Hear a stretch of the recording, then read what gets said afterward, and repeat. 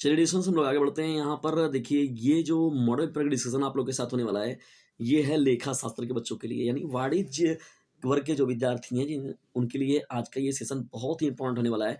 Class 12th के बच्चों के लिए प्री बोर्ड परीक्षा देखिए आप लोग का चल रहा है डिस्कशंस। तो ये मॉडल पेपर में बने रहिएगा। आरकेएम देखिए सेट का नंबर है, तो ये कहीं ऐसा ना हो कि आपके विद्यालय पर यही सेट मिल जाए आप लोगों को आरकेएम के वाला। और उसके अलावा डिस्कशंस यहाँ से बोर्ड एग्जामिनेशन में भी आप लोग को भरपूर लाभ मिलने वाला है। तो वीडियो को बिना स्किप किए हुए पूरा देखिएगा। बहुविकल्पी प्रश्नों की सीरीज देखिए पहले स्टार्ट होती है। यहाँ पर तो पहला प्रश्न क्या है, अलाभकारी संस्थाओं द्वारा आय व्यय खाता रखने का उद्देश्य क्या है? आय के अनुसार व्यय को संतुलित रखने हेतु, आर्थिक स्थिति ज्ञात करने हेतु, शुद्ध आय की गणना करने हेतु, या तो उपयुक्त सभी। तो ये डिस्कशन पहला प्रश्न है, इसमें 4 विकल्प दिए गए हैं। दूसरा देखिए प्रश्न क्या है, साझेदारी फर्म में साझेदारों की अधिकतम संख्या हो सकती है।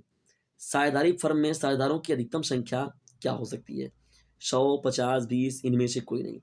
तीसरा देखिए हम लोग का प्रश्न क्या है, लाभ प्राप्ति अनुपात की गणना कब की जाती है?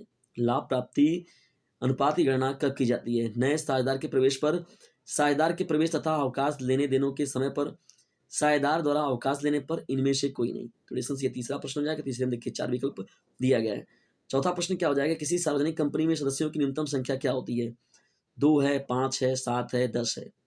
पांचवा जो हम लोग का क्या प्रश्न हो जाएगा, वह निम्न में से कौन सी कंपनी है जिसका रोकड़ प्रवाह विवरण बनाना अनिवार्य होता है? वह निम्न में से कौन सी कंपनी है जिसका रोकड़ प्रवाह विवरण बनाना अनिवार्य होता है? निष्क्रिय कंपनी, सार्वजनिक कंपनी, एक व्यक्ति कंपनी, लघु कंपनी।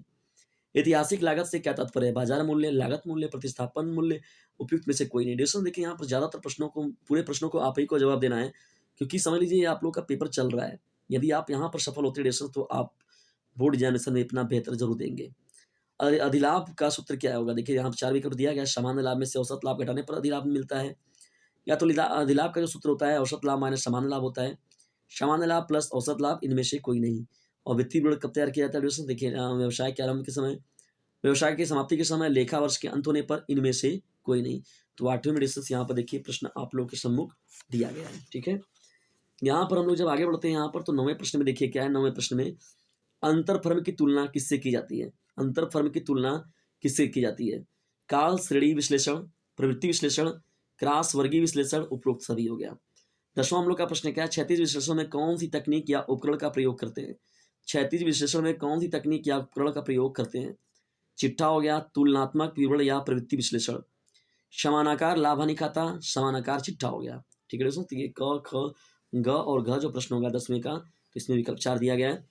अति लघु उत्तरीय प्रश्न बढ़ते हैं जब हम लोग डिस्कस, देखिए यहाँ प्रश्न क्या दिया गया आप लोगों का, अंशों के समर्पण से क्या आशय है? अंशों के समर्पण से क्या आशय है? लाभ हानि नियोजन खाते से आप क्या समझते हैं? अधिलाभ और औसत लाभ में एक अंतर लिखिए। ये प्रश्न संख्या हम लोग का 3 हो जाएगा अति लघु का। किसी कंपनी के आर्थिक चिट्ठे के संपत्ति विभाग के प्रमुख शीर्षक के नाम बताइए। 5वां हम लोग का प्रश्न देखिए क्या हो जाएगा, अलाभकारी संस्थाओं से आप क्या समझते हैं? एक फर्म में साझेदारी की न्यूनतम और अधिकतम सदस्यों की संख्या क्या है, इसके बारे में बताना है हम लोग को। फर्म में नए साझेदार द्वारा ख्याति की रकम लाने पर पुराने साझेदारों में किस अनुपात में बांटी जाती है? अंशों के हरण का अर्थ बताइए। वित्तीय विवरणों से क्या तात्पर्य है? जैसे देखिए मैंने ऑलरेडी यहाँ पर 15 से लगभग 15 अपने लेक्चर दे रखे हैं ऑलरेडी लेखा शास्त्र के, उन सभी को जरूर देखिएगा, वहां से आप लोग को बहुत हेल्पफुल मिलेगा। इसमें से बहुत से प्रश्न जो है मैंने ऑलरेडी सॉल्व करा रखे हैं। वित्तीय विवरणों की कोई 2 प्रवृत्ति लिखी है। लघु उत्तरीय प्रश्न में जब हम लोग बढ़ते हैं देखिए, तो अलाभकारी संस्थाओं को स्पष्ट कीजिए। साझेदारी विलेख क्या है? उन मदों की पहचान कीजिए जिनके संदर्भ में प्रवेश के समय समायोजन किया जाता है। सार्वजनिक कंपनी क्या है? जैसे देखिए बहुत पॉपुलर क्वेश्चन है, हर बार के जो सेट में ये प्रश्न जरूर आता है, सार्वजनिक कंपनी वाला। एक रोकड़ प्रवाह विवरण क्या है? त्याग अनुपात क्या है? इसमें गणना क्यों की जाती है? दीर्घ उत्तरीय प्रश्न में जब हम लोग पढ़ते हैं, तो कथन स्पष्ट कीजिए। प्राप्ति एवं भुगतान खाता रोकड़ बही का सारांश है। कथन स्पष्ट कीजिए, जो ये कथन लिखा गया है, प्राप्ति एवं भुगतान खाता रोकड़ बही का सारांश है।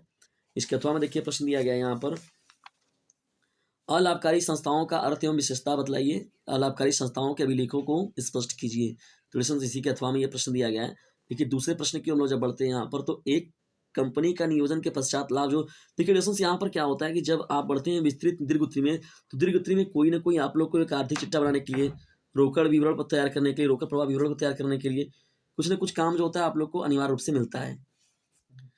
तो देखिए यहाँ पर डिस्कशन हम लोग आगे बढ़ते हैं यहाँ पर, तो क्या हो जाएगा, ये सवाल आप लोग को दीर्घ उत्तरी में जरूर पूछता है। तो यहाँ पर दिया गया इतना बड़ा डाटा आप लोगों को यहाँ पर दूसरे प्रश्न में, तो ये डाटा आप लोग को दिया गया और उसी डाटा के बेस पर आप लोग को यहाँ पर क्या करना है, सवाल करना है। अथवा में देखिए क्या दिया गया, रोकड़ प्रवाह विवरण से क्या अर्थ है, रोकड़ प्रवाह विवरण का महत्व बताइए, तो ये भी कर सकते हैं आप। अथवा में प्रश्न जो दिया गया है, इस प्रश्न का उत्तर भी आप बना के लिख सकते हैं। तो 2 सवाल देखिए पूछा जाता है, या तो उसके अथवा में प्रश्न भी मिलता है आप लोगों को। जैसे देखिए यहाँ प्रश्न संख्या 3 में भी सवाल दिया गया था, या तो इसके अथवा में भी देखिए प्रश्न दिया गया है, ख्याति से क्या आशय है, ख्याति के मूल्यांकन की प्रमुख विधियों का उल्लेख कीजिए। और क्वेश्चन देख रहे हैं, इस प्रश्न में पहले से ही आप लोगों को देखिए खींचा हुआ दिख रहा है यहाँ पर। नहीं, इस पेपर को मैंने पूरा बनाया हुआ था और ये पेपर फिर से आप लोगों के लिए बनाना पड़ रहा है, क्योंकि वो फाइल हम लोग की खराब हो गई। तो लिसन्स आप लोग के लिए फिर से दोबारा परिश्रम हुआ है, तो एक लाइक और शेयर तो इस वीडियो पर जरूर बनता है।